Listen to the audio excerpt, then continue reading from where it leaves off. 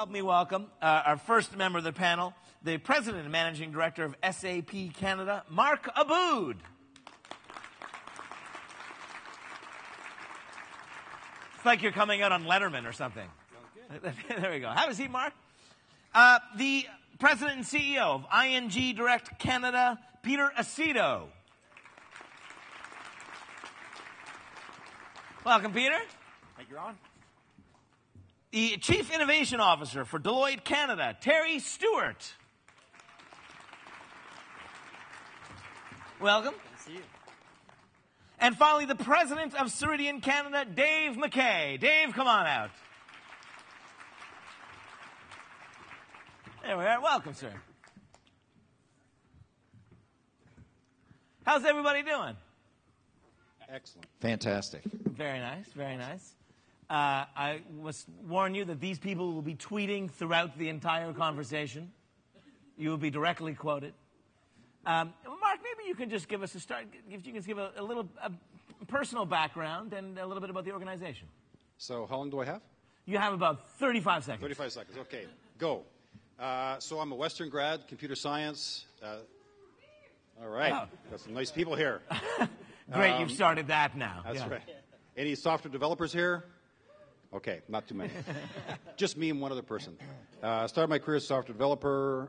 What I say about myself is I've been in the software industry longer than there's been a software industry. So Oracle, last 5 years at SAP. So just doing a lot of software stuff with businesses across Canada. Nice. Peter, how about you? Yes, so as you mentioned, I'm the President and CEO of ING Direct. That's what I do now. I also am a Western grad, so I guess apparently I should rely. I have 4 friends over on the right there as well. You know that the Queen's Business School is sponsoring today? Yeah. I forgot that. We send a lot of our smartest and brightest to Queen's to supplement their education, and they come back much stronger for it. So we really like Queen's. So. But yes, so I've been with ING Direct for much of my career, for 16 years. In fact, I was the 8th employee with ING Direct here in Canada. Spent 7 years in the U.S. Helping build ING Direct in the U.S. and have been back home here in Canada for the last 5 years, and have many of my teammates here today, which I expect will make a sound. All right. Apparently Western girls as well, yeah. And first it was like there are 2 very unenthusiastic teammates here today. Yes. But thank you for kicking it in at the back. Yes, so that's a little bit about me, a little bit about our organization, and we have a lot of people here, so hopefully you'll hear a little bit more about our views on some really important topics. So thanks, Nice. Ron. Thank you, and welcome. Terry? Ron, thanks. Terry Stuart, chemical engineering degree from University of Waterloo. Waterloo, anybody out there? Have attended and recruited Queens for business folks, but so we'll get that out of the way. So with my vast chemical engineering experience, I run our financial services practice. And I have this other great job that's Chief Innovation Officer, and both internally to Deloitte, so how do we come up with new services and new capabilities to help our clients, and then helping consult to our clients on how do they crank up their innovation programs. So that's what I'm all about. Awesome. Thank you. Welcome. Dave? Hi, I'm Dave MacKay from Ceridian.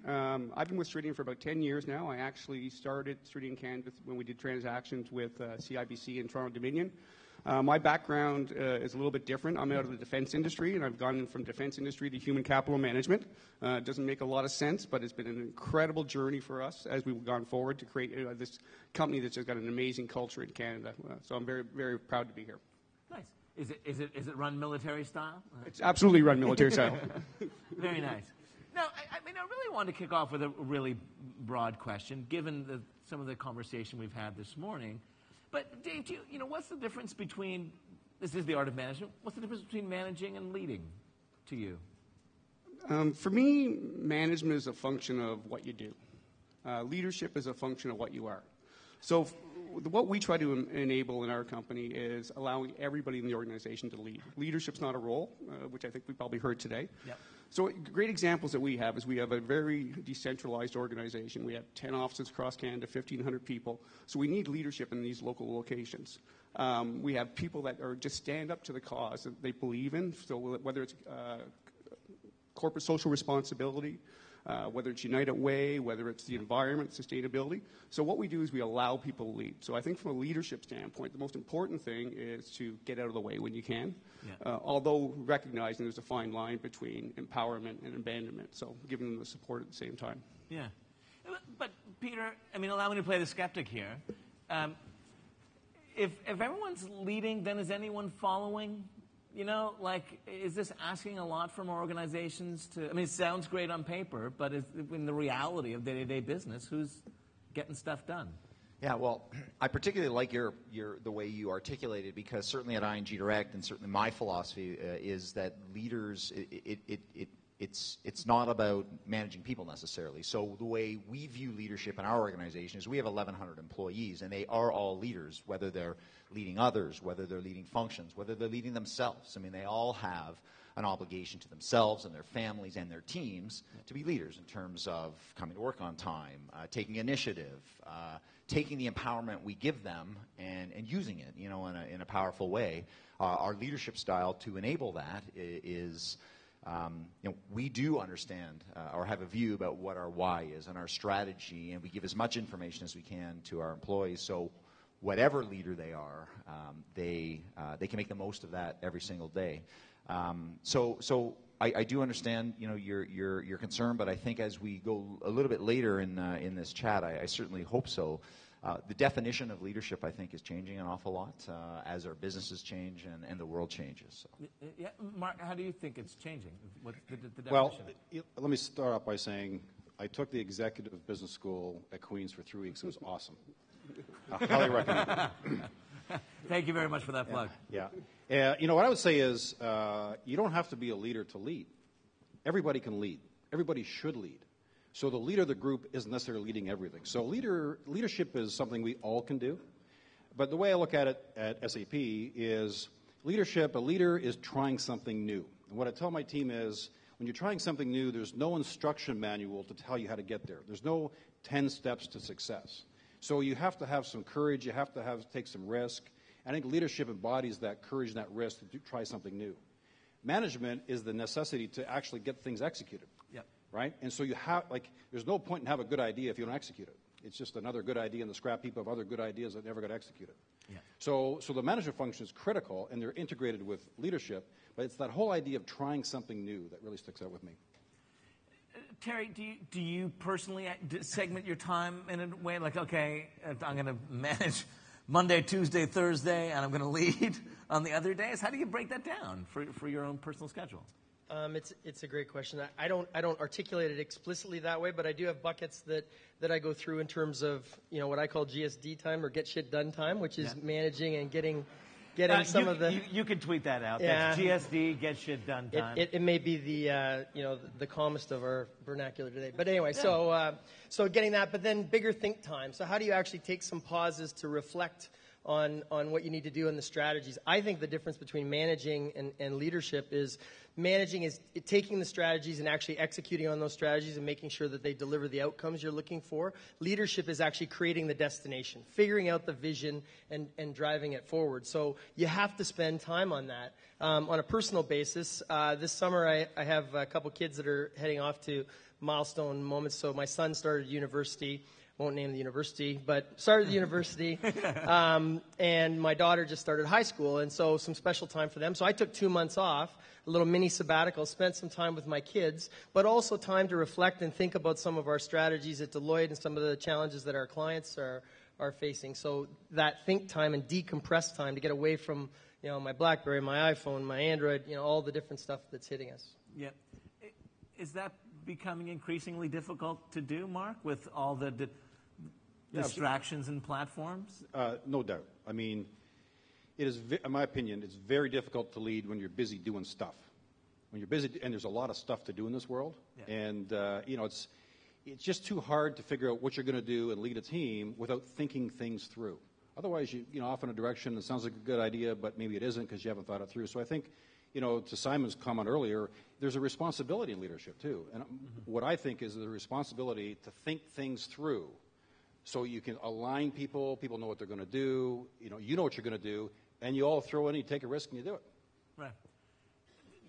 Dave, if you come back and you know, if you've had some reflection moments, whether it's personal time or thinking time, you know, is it becoming trickier to communicate that to an organization the size of yours? Communication is always a challenge, but you know, when I step back and you know, I think it's very easy to manage. I mean, that's a comfort zone. I mean, I think we all grew up being managers, and you get sort of the immediacy of it. You know, you get the result, you get it. So what I have a challenge with personally is making sure that I don't manage too much. Right. And the way I do that is I start to think about, you know, I've got great people here, I've got a great leadership team, and the more I manage, the less they lead. So it's really drawing that line. As for the communication around it, we have to, like everybody else, is, we constantly traveling, talking to customers and employees. All the social media we use internally. We do videos. We try to make it lively, fun, kind of expressive, and it's really to get across the purpose, our values, and what we feel about the company, and try to embed that into the culture. But communication is, without question, a challenge. Yeah. But I mean, you mentioned all the different platforms that you're using. Does it get to a point where that stuff becomes clutter for your people? That if they're concerned too much about the platforms that they're using, and not either the face-to-face interaction that Simon talked about? I don't know, Peter. I mean, you're a fairly active social CEO, but does it get to the point where that stuff gets in the way? I would say that, well, communication is critical for a leader, right? And we do survey work all the time inside of our organization. And communication always, no matter how hard we communicate, no matter how many things we do or how repetitive, I look in the mirror often and go like, I'm saying the same freaking thing every day. Yeah. Am I driving people crazy? And the message I still get back is communication could be stronger. So I think as leaders, it's almost impossible to over-communicate. We have 1,100 people in our organization, although maybe unlike some of the situation here, most of our people actually sit pretty close together, which certainly makes it easy. It is a question I have is all the different modes and mechanisms for communication, are we still able to get the message through? The one thing that I really picked up on Simon's comment, I wouldn't say it was a new learning for me, but it was really something that that increased my awareness of something I thought I already knew, right? Which is taking that extra time to actually do face-to-face communication. In a day like today where we rely so much, because it is so easy to communicate with large groups of people with one message, those connections can be lost. And finding the time for those connections will really serve you well when you really, really need them, when times are tough, if you're in the middle of a financial or economic crisis. So I think those investments are really, really important, and we should never, ever lose the face-to-face, personal, authentic interactions. Yeah. Mark? Yeah, I was just on the communication piece. Communication is not about writing a note or, saying stuff. It's about connecting with people, right? And I think that's what Simon was talking about, was connecting with people. And you listen to his talk this morning, he connected with us through his serotonin, oxytocin, cortisol, whatever he was talking about, right? But he had his message, but he attracted us to his message by making it interesting. And then when you make it interesting, people listen and they connect. So really, it's so important if you want a high-performance team, in my opinion, to really connect and have people connected to what they're trying to do. And it's not just communicating, it's connecting, right? Yep. And the other thing I think a lot about is simplicity. The world is incredibly complex and getting more complex every day, right? And I think as a leader, it really is anybody, but as a leader especially, when you want people to go in a direction, you want your organization to go somewhere, you've got to make it crystal clear and simple. You've got to cut away all the stuff, all the noise that kind of drags you back and you sort of think about but isn't productive. And you really got to have a simple, clear idea, concept, that people can understand and go forward with. Right. I don't think it's an or, the physical personal connection or the electronic channels. I think it's an and we are spending a lot of time thinking about how do we make the right kind of collisions happen on a physical basis. We're actually building two new buildings here in Toronto and in Montreal with our growing folks.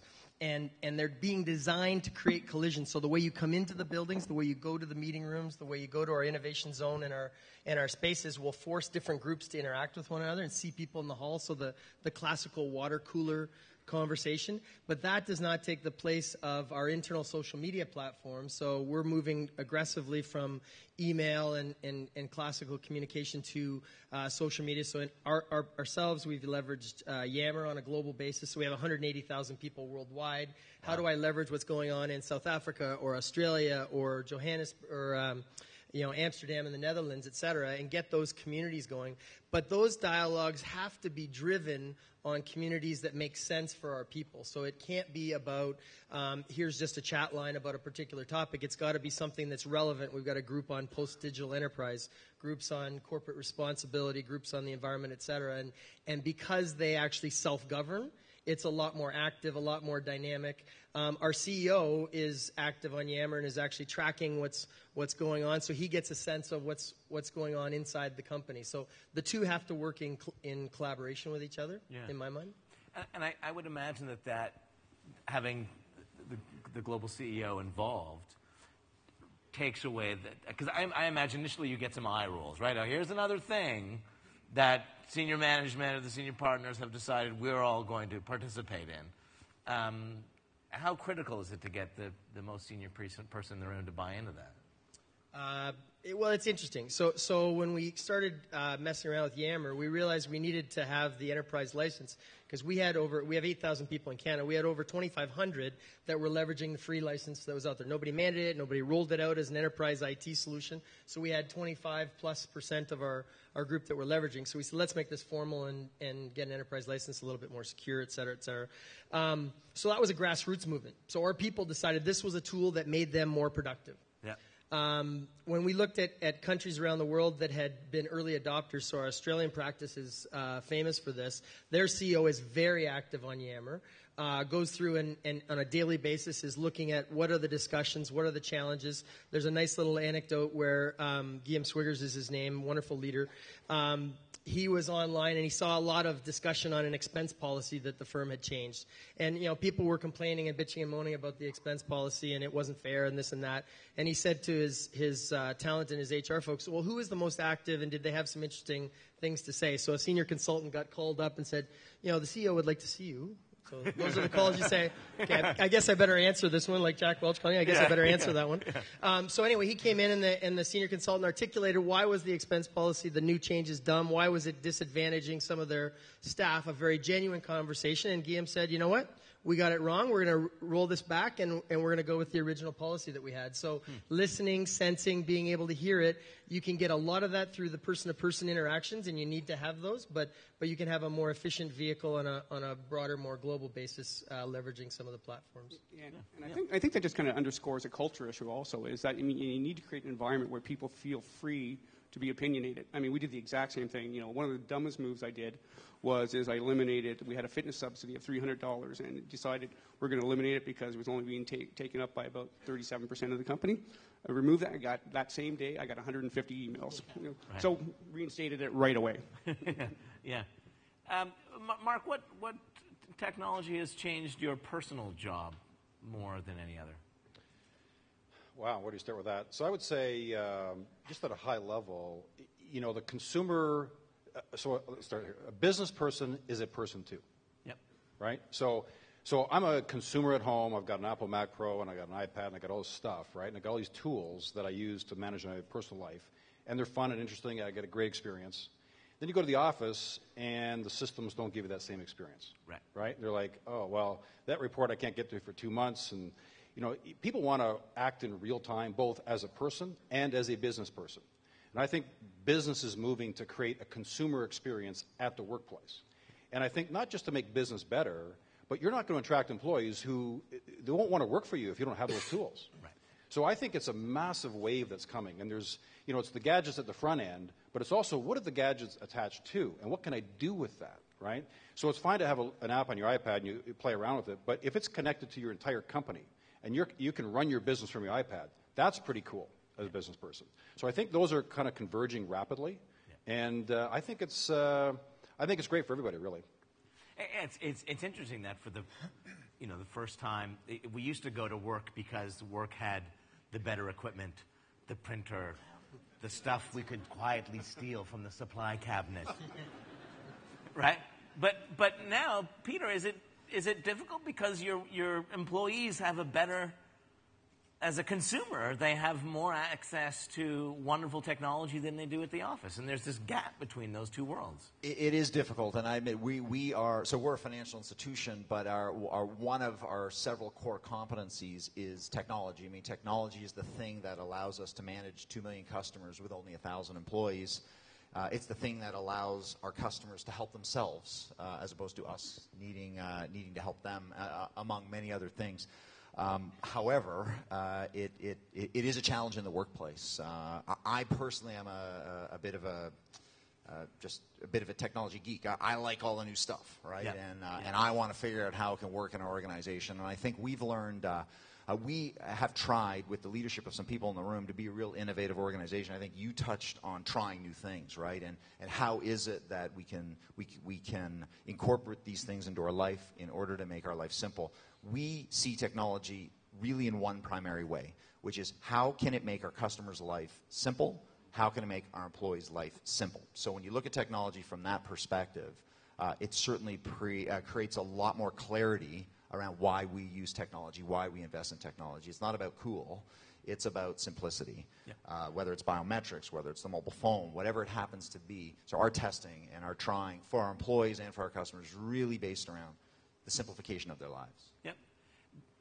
But innovation isn't always defined by technology, though. Dave, like, how do you build systemic innovation where you're looking at processes and you're looking at recruiting procedures? Innovation definitely is not restricted to technology, although technology is the fun part of the innovation cycle for the most part because it's more tangible and you can see it. How you build that, again, is you allow people, I think it's already been stated a couple times, to try things. So the more people that are closer to the customer or closer to the problem, if they're given the freedom to start making changes, you start to see that happen throughout. You can try to systematize it, but I don't know if that can really happen. I think, again, it needs to be kind of a cultural element to it. We've tried it with, whether it's lean processes, we've tried a whole bunch of things. But the where it really starts to materialize itself is in the groups that just feel empowered to make life better for something, whether it's a customer or for their coworkers. So I think it's really, again, letting people go, and they'll make the right decisions 99.9% of the times. Terry, is that your approach? Is that consistent with your approach at Deloitte? Yeah, I mean, I'm a self-proclaimed technology geek as well, and so I like the technology, but at the end of the day, it's an enabler. And so you have to have the organizational structure. You have to have people that are motivated and rewarded to make the change happen. You have to have processes that work. So we do it in our organization across a few threads. We have to provide training and capability development. So things like design thinking is a very strong focus for us.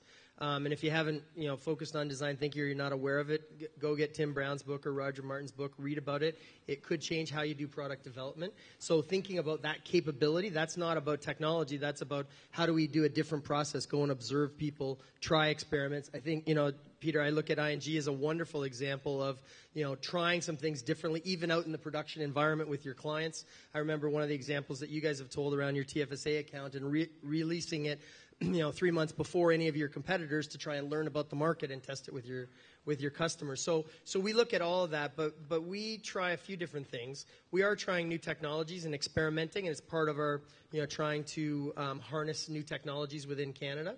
So supporting our startup culture, but rewarding and applauding our employees that are doing things differently. So we have a little thing called the Minnovation Award, and conspicuously it's actually a Lego character. But when people do, so some of our folks say, well, innovation, that's a big thing, and there's maybe there's 10 or 15 people out of our 8,000 that are going to do that. Well, no, it is everybody's job to continuously improve, to enhance, and to challenge themselves. So we give rewards for little things like, are we going to change the way we print our documents?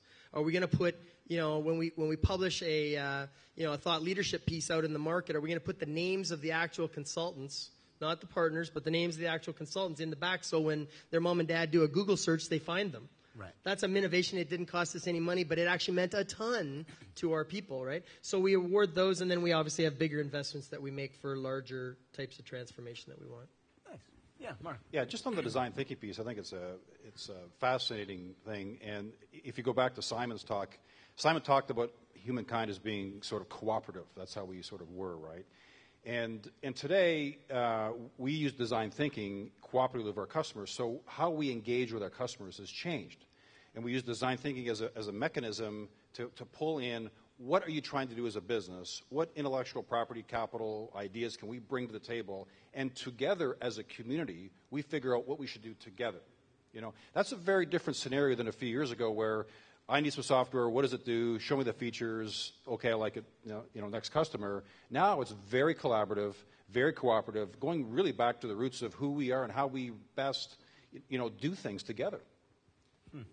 Yeah, just on that is a great example for us is we have a customer, Aeropastel, a large retailer, about 45,000 employees in Canada and the U.S. One of the things that they were striving to do was get a connection with their millennial employees. If you can kind of imagine a retailer, young employee base, so they get called in the middle of the night, come in for a shift. So what they were looking for was some mobile technology that would allow them to do shift bidding, to start to be able to do rankings online. They put that in place, and so that drove innovation on our part for them. And since then, they'll stand up and say the millennials are now new brand ambassadors for them. So little things can make a huge difference for organizations and companies. Nice. I want to switch gears just a little bit because in approaching innovation, I hear a lot of excuses from Canadian organizations that we can't do it here. And we can't, and depending on the category, there's a different excuse, right? Fulfillment costs are too large. We can't compete against U.S. retailers because they can make their money back so much faster. Population base, all those excuses that we can't innovate in this country. And I know, Terry, you've got some great research. We'll get to that in a second. But Peter, you've both had experience south of the border as well as having worked for the Dutch up until about 2 months ago. Oh, Thursday, actually. Oh, well, here's the raise the glass to that, I guess. What's the issue with Canada? Why are we not doing more? Well, it's a two-part answer on that. As of last week, a subsidiary of a foreign-owned company, I can tell you a couple things that. For the ING Direct platform, which was in 8 countries around the world. By the way, people probably don't understand that ING Direct was first launched in Canada and then was exported all around the world and has been very successful internationally. But its roots were here. For some reason, Canadians, we don't celebrate our local successes, even though the Dutch paid for it. But that's that's another issue. Yeah, sure, exactly. We call that a win-win. Yeah. The Dutch have very memories about the roles Canadians played in their liberation, and they remember them very vividly to this day. So they love Canadians over there. But to be more germane to your question, we saw ourselves in many ways as an incubator for new ideas that were shared all around the world. So what we were doing with mobile, what we were doing with social media, what we were doing with our partners here, with our partners here in Canada, whether it was IBM or Queens or whoever, and many of those ideas were being exported around the world. So actually, many countries around the world do think Canada is an excellent place to be innovative, and there's a lot of fantastic innovation happening here.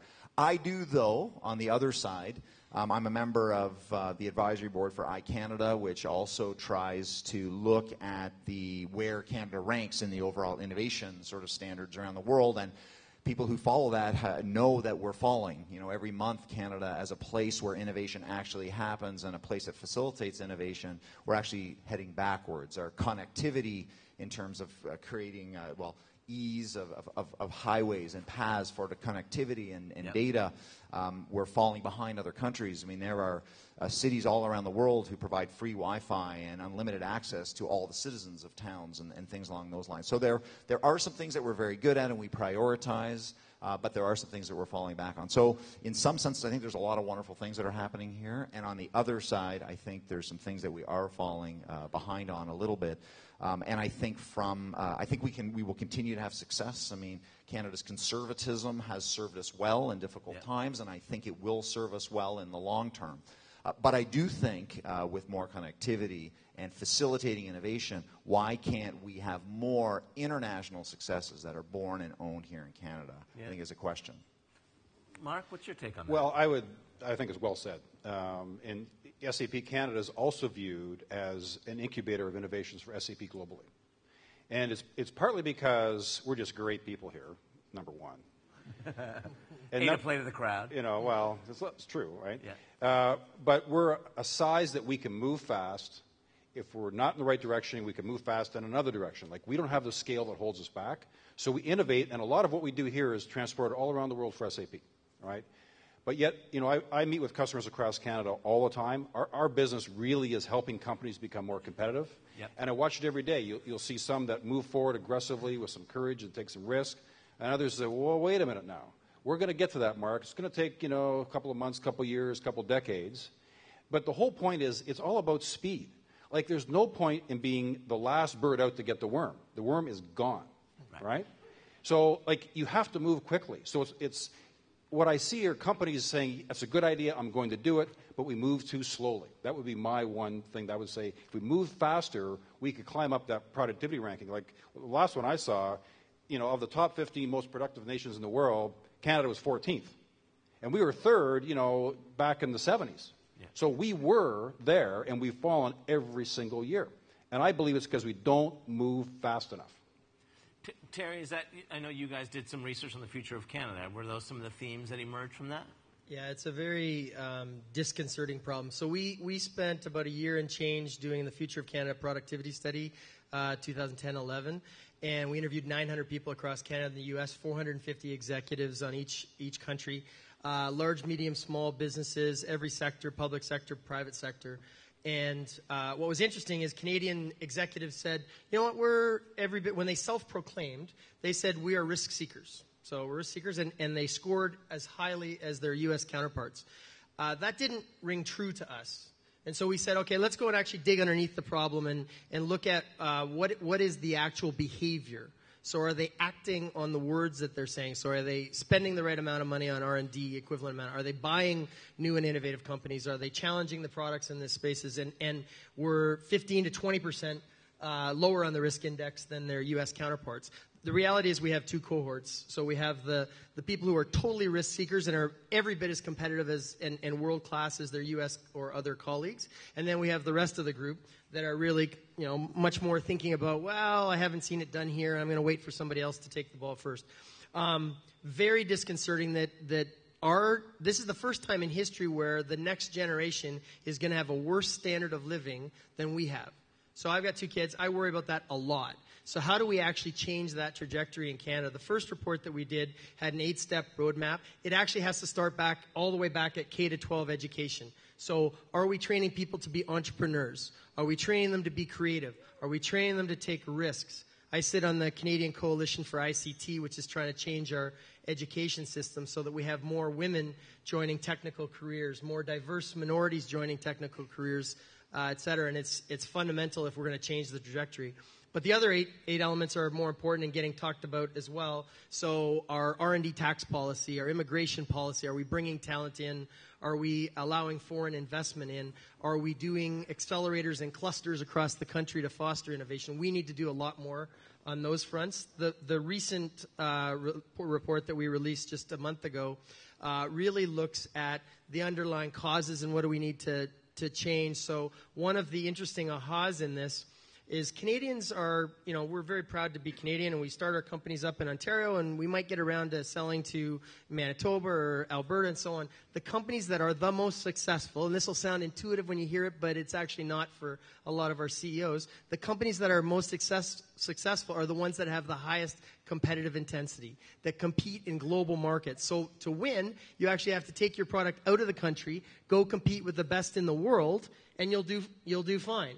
Those that try and stay inside our borders, there's some Thank you, back. Frank, Thank you, or whoever there's. Thank you. I think that was my mom back there. But the ones that compete most aggressively are the ones being most successful. If you actually look at our retail industry in Canada, you would have said, oh, gee, it's going to get killed. We got Walmart coming in, Target, as my family calls it. Because it sounds very French at that point. But bilingual. It's kind of like calling Newmarket Nouveau Marché. Yeah, exactly. But the actual the retailers have done phenomenally well in Canada, those that survived. Now, there are some that are no longer with us, but the ones that competed on a global basis and have gone forward, Lululemon is a great example, right? Yeah. You could say, well, they're going to get killed by some of these other guys, and they've thrived. So we need to actually get a little bit more aggressive, get proud, get outside of our borders, even our provincial borders, but for sure outside of our national borders, and we'll have more successful companies in the long run. Yeah, I have just a little different view on that. I mean, certainly wouldn't debate the data, but we just did a transaction, our company, of a company called Dayforce, fairly large transaction. We're going to have 300 people sitting here in Toronto, global R&D center for our organization. So I see that happening in Canada. And also what I see is Canada is very strong, but it's all in San Jose right now. I mean, it's basically been exported out of the country. The reason it's been exported out of the country is there's a willingness to have an exit strategies in your business too early on, and there's not enough venture capital and second capital coming into the markets. Right. But, Mark, what can these people do about all of those issues on a daily basis? Well, that's an excellent question. And, let me take a completely different view of this. Sure. So I volunteer for junior achievement. Yep. And as Simon says, it's better to give than receive. I don't think it was his words, but that was sort of the thought of it. I feel good doing it. But it is also my way of saying, we got to start this, we got to fix this problem young. So we've done some statistics on achievers, those who have gone through the program. Achievers are 50% more likely to open up their business, a new business than non-achievers, right? So it's all about teaching financial literacy, but also sparking entrepreneurship back in the early grades. I mean, in the boardroom, we've got to make better decisions about making investments. We've talked about that. People day to day can also contribute their own leadership, even if they're not a leader. They can make a difference. But I also think there is the opportunity to start it young, and business people can volunteer to get into the classroom and teach some of these things to create the next generation that they're going to change the trend that we're in. Because the trend has to change. If it keeps going this way, we're already in trouble. We're going to be in big trouble. And it's not that we're not talented, hardworking. We have it all here. We just have to reconstitute our culture. Right. Because someone's got to pay for our retirement. Right? I mean, let's look at this selfishly, folks. It's nice to go into the classroom and all, but I want to make sure I've got a nice retirement. It's all big brothers, big sisters, 100th anniversary coming up. We talked about the big shout-out of really giving a shout-out to the one or two people that mentored you along the way. Dave, who would you give a big shout-out to as a mentor? Oh, it's always got to be my mom. Yeah. My mom was just a fabulous lady. Talked to me about integrity. How to be centered, how to be principled, and always see the good in people. So I've tried to carry that through my whole life. Nice. Terry, who would you give a shout out to? We'll keep with the family theme. My dad, both mom and dad are important, just in case mom does happen to be here or listening. Love you, mom, but I got to give dad a shout out because I already gave mom one. So, dad, farmer in southwestern Ontario, dairy farmer, always looking to apply technology or solutions to make the farm more efficient. We had a small farm. This was back in the day, and 50 cows. So today you'd have to have 1,000 cows to make a profitable farm. But always applying new thinking, always learning, always reading up on the latest. So never stop learning. You could easily take that kind of a career and say, I'm just going to do what I did yesterday and continue to do it. He challenged himself all the way through to the point he's now 83, and he's still reading up on new technologies, new capabilities. My wife and I, we dread the weekly phone call because there'll be something he's read about in the paper that we're the Toronto guys, so we're supposed to be more clever about this now. So, what do you think about 3D printing anyway, Terry? Continuing to challenge the Nice. the standard status quo. Yeah. Peter, who would you give a shout out to? Well, I think we all have multiple men and women who've had a big effect on our life. I'm going to go off the mommy and daddy thing here, and there was one particular person. His name is Arkady Kuhlman. He was the founder of ING Direct in Canada. He is the guy who had the vision, to build a company that started with a vision, started with a why, and started with culture in order to deliver something that would be different and really a game changer in this country. He gave me a chance that my resume did not support, and I've had multiple of these opportunities that my resume did not support, and given the opportunity to do that.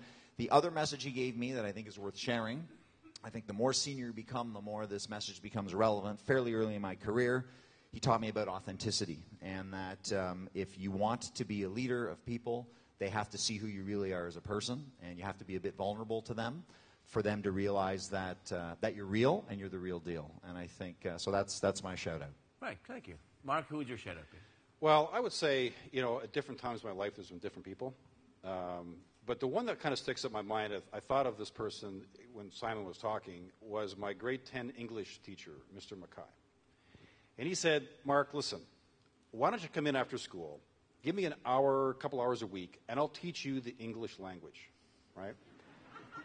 I wasn't the most, dedicated student in those days. And I, of course, turned him down, thought it was laughable, but I never forgot it, right? It was like, well, why did he do that? He's going to take his own time, right? He didn't have to do it. He's not going to get paid extra for it. To do that for me, and it made me realize I'm underachieving, right? I've got more potential, and from there, I wouldn't say the next day, but certainly over the years, I turned that around, and it was always back in my mind, here's somebody who's going to volunteer his time for someone with potential, right, with nothing really personal to gain other than the satisfaction of getting a guy who could actually speak the language properly, right? Yeah. So it just stuck with me, and I always thought about it. Nice. Well, thank you very much. I'm going to go into the audience now, and because I'm sure that some people have some questions for you. And Dave, can I just borrow your handheld and you can share with Terry? Is that okay? Thank you very much. And so I'm coming down to you people watching on YouTube on this side. If you have a question, please just raise it. I will get to you very quickly. Just put your hand up if you have a question. Somewhere over here. Anybody on this side? How about in through here? Yes, right here. Thank you very much. There you go. Sure, stand. Hi, my name is Maura, and I'm a Queen's MBA, so a recent grad of the program. And my question is to the leaders. You just recently talked about your mentors that you've had and your experience. And my question for you as somebody who's just finished school and is looking to get into a long-term career, what kind of advice would you have for someone at the beginning stages of their career? Are you pitching yourself right now? Is that what you're doing? Yes, I'm also very unemployed with a lot of debt. So. There's only... It's Moira? Mora. If you'd like to hire Mora, she'll be waiting at the doors at the back. Gentlemen, who would like to answer that? I'll start. So, mark.aboud@scp.com.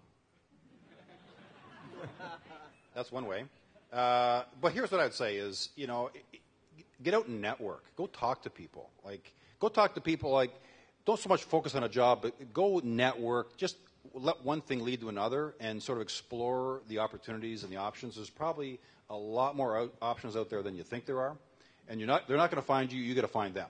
So it's just really, I always say, looking for a job is harder than having a job, right? It's hard work. So just buckle up, dig in, and I'm sure you'll do great.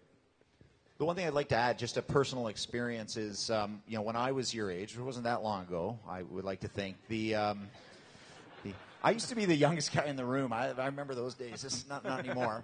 It's taken me a long time to figure out what I want to do and what I want to be, and I'll be honest with you, I'm still not sure what the answer is. And I think to know what you want to do for the next 2-3 years, maybe even have a longer term view and begin to put together experiences about the types of organizations you like and the things that you enjoy doing, you don't like doing. I mean, I started my career, I went to law school. I usually tell people I started my career as a lawyer. I try and introduce that as late in a relationship as I possibly can because I like people.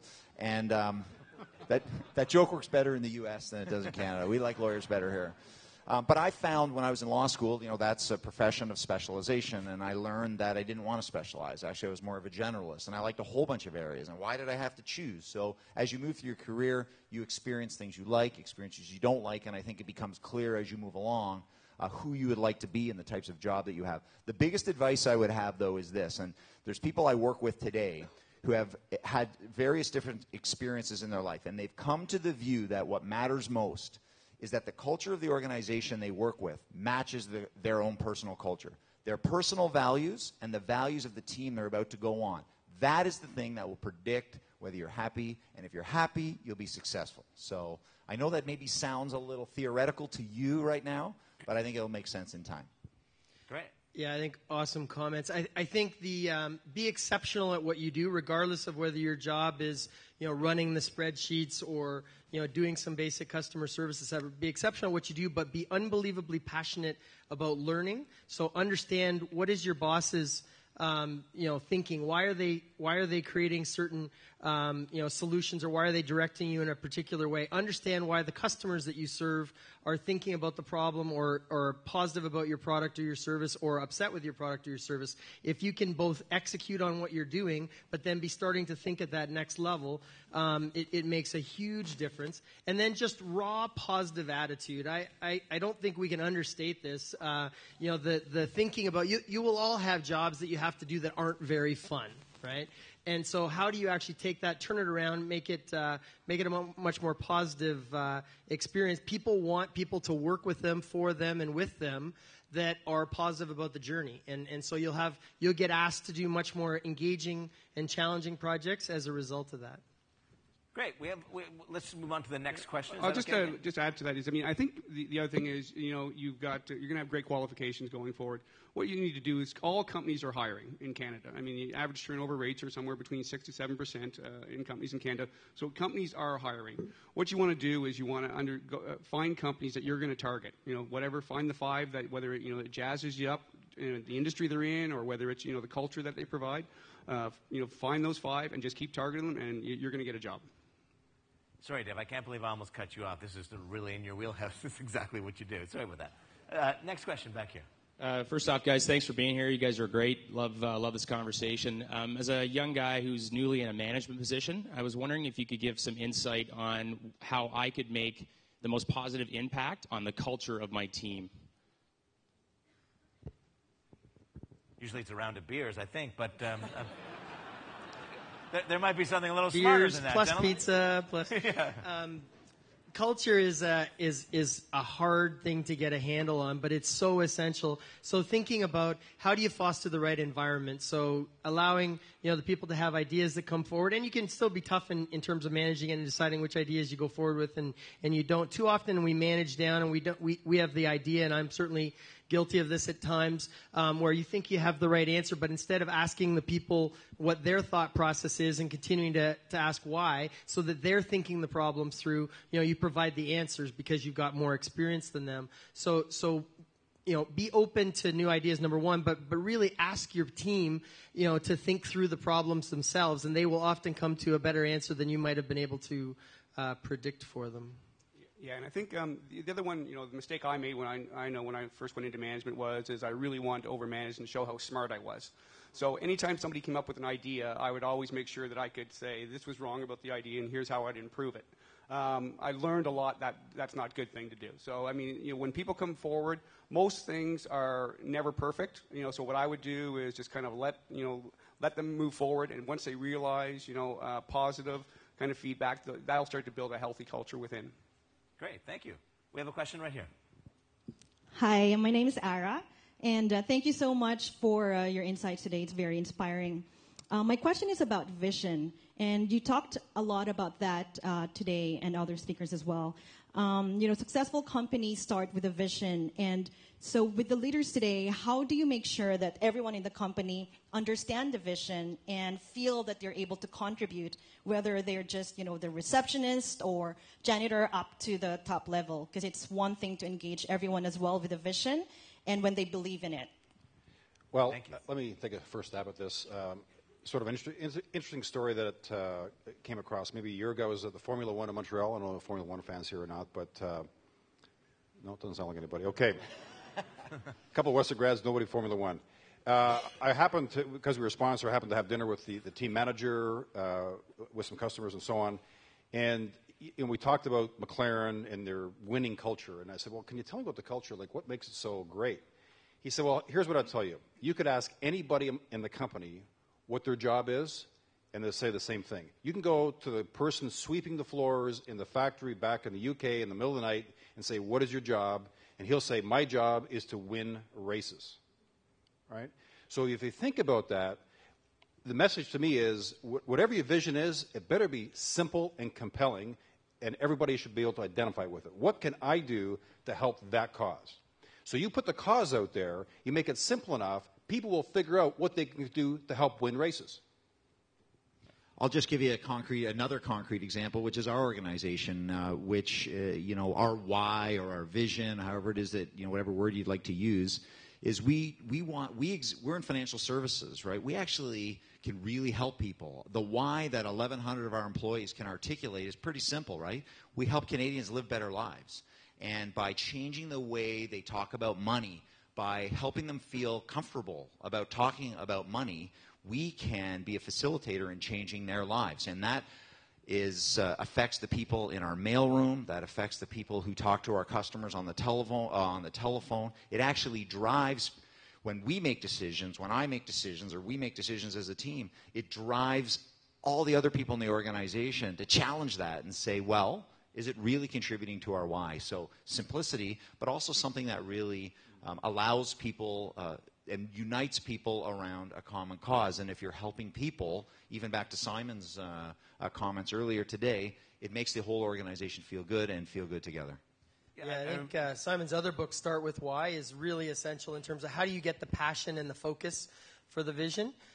So we launched the Future of Canada work not because we wanted to sell a bunch of Future of Canada projects, because we actually don't sell anything tied to the particular work, but we felt our job was to help change the trajectory of Canada for our companies, for our government, for our citizens.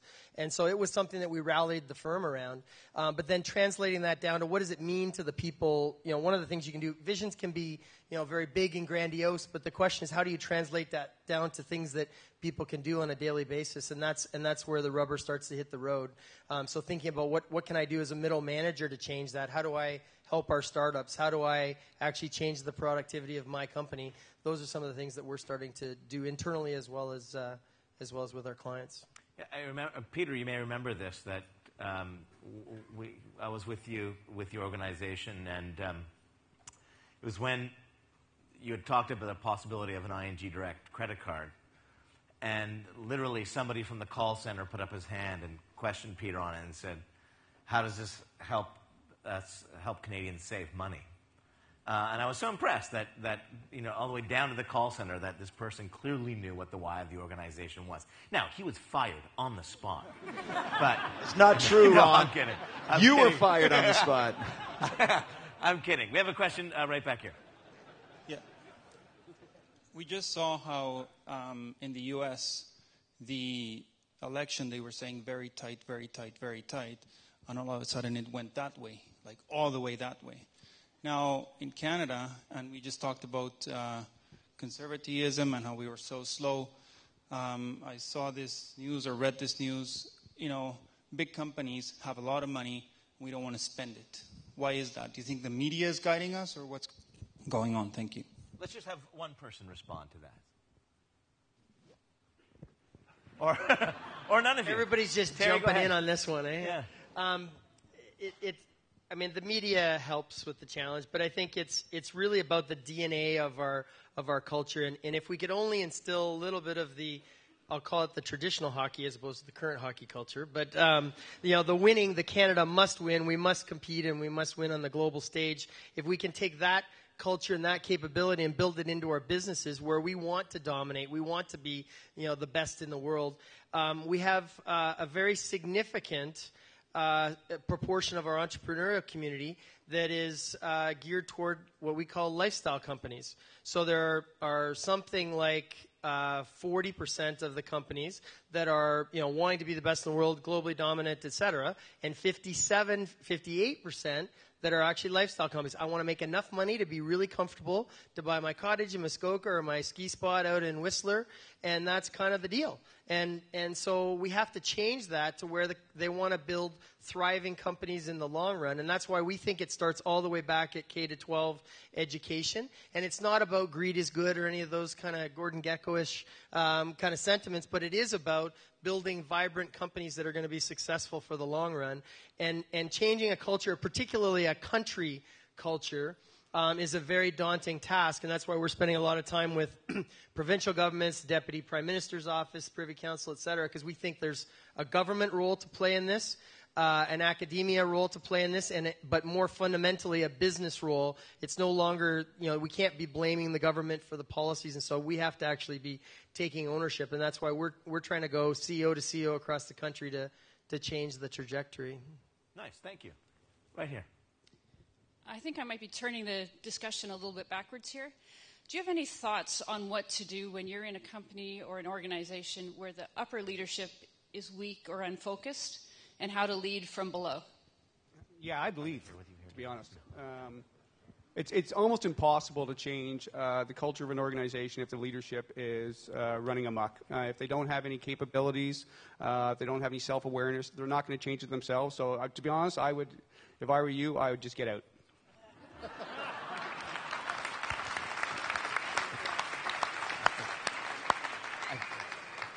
I think the memo was people saying, I wonder if her boss is here. Yeah. Okay, we have time for one last question. Hi there. My name is Siobhan. I'm a freelance writer and a mom of 3 young kids. And in keeping with what you were saying with the going back to the school age, I feel like my kids are going to be doing jobs in the future that don't even exist today. And how can we prepare them for that? Because I think if you go into a JK classroom now and ask a bunch of kids who's creative, the whole class puts their hand up. But when you ask a bunch of grade 8 kids, 1 or 2 put their hand up because they've been taught to think less divergently. So how can we prepare them for the future? Well, let me take that up, personal experience. So I have 2 children. My daughter is the oldest. And, when she was finishing high school, I said, well, Tori, what do you want to do? She said, well, I have no idea. We finally said, well, what don't you want to do? So that narrowed it down a little bit. But she's a very artsy person, so she ended up going to school in Savannah, Georgia, Savannah College of Art and Design, taking industrial design, which is the design of products. So she graduated, and that's great. And she said, that's all done. She said, hey, Dad, I want to take a master's degree in Milan, Italy. I'm thinking, okay, well, Dad's getting scammed here for sure. So do I, Tori. But yeah. But tell me about it. So she said, well, it's this program called Service and Experience Design. I'm like, pardon? Service and experience design. Companies today are designing services, and they're designing experiences for their customers, and this is a master's in service and experience design. So to your point of, I've never heard of industrial design when she started with that. Service and experience design is farthest from, that I didn't have any idea about. So she just finished that, and when she sent her resume out, everybody responded. She got a job in Madrid, Spain. Not if you don't follow the news, but nobody's employed in Spain. Except my daughter. So the moral of the story is, I think as a parent, you just want to be open-minded to what the kids are thinking and saying. And even if it feels a little uncomfortable or non-traditional, sort of go with it a bit. And have to guide them still, but you just sort of have to be open to what the new world's, the possibilities. I love that as a cocktail party story. Oh, your daughter's a doctor? Mine's employed in Spain. Yeah. I think one of the only predictable things for the future is that you can't predict the future. And so change is inevitable. Training our kids to be resilient in the society that we're going to be operating in, not knowing what businesses are going to thrive or fail. So they have to be creative. They have to be willing to leverage other resources, network into the community. Those are all skills that are fundamentally going to be important. So it's not just about, well, I trained to be, in my instance, an engineer, and I didn't actually ever use that in my career, so that was all good. 5 years at Waterloo down the tubes. But so they have to be problem solvers, networkers, creative people, and building relationships. So at early stages, they can think about those things. So how are they networking, whether they're in high school or public school, and working through those challenges? Creativity is one that we're spending a lot of time building into our firm. So if you think about teaching an old dog new tricks, right? So Deloitte in Canada, 150 years old. We're hiring graphic artists as part of our innovation zone. We're hiring anthropologists so we understand people better. Not the traditional hiring for our audit and accounting and tax group, right? So you got to think as a continuous learning loop through the journey. Nice. Okay, we'll just end this with, in 20 seconds or less, these people are going to leave here at the end of the day. Dave, first thing tomorrow morning, what should they focus on to become better managers? It's straightforward. It's people. I mean, businesses are people. It's just a collection of people with, they're complex and diverse. Just make sure you put your people first. And that's, I think the simplest thing anybody can do in management. Yeah. Peter? Sorry. Agreed. Also, nimbleness. I think you guys pointed out that the world is changing faster than ever before. The jobs are changing, our businesses are changing, what customers want is changing. So, in addition to the people comment, is ready your business to be more nimble than it used to be in the past, so you can move with the change and even in some ways lead and be quicker in a changing environment. Yeah, I would say the philosophy we're working with SAP recently is three things. We say dream it, say it, do it. And that's what I'd say. Dream it, say it, so people hear you like you're committed, and then just do it. That's a highly tweetable line. Yeah. You'd heard it here. It's picking up on the theme of people, but engage the passion. So look at the workforce, figure out how you can engage their creativity and their passion. And we've done a bunch of things that have nothing to do with making money. So we took 30 Canadians down to Brazil, built out a favela with Habitat for Humanity, did leadership development for them, and for our team, our Canadian team, and our Brazilian team, and then did a little bit of some site visits to our clients. Wasn't about making money. It was about engaging the passion in our people and giving back to the community.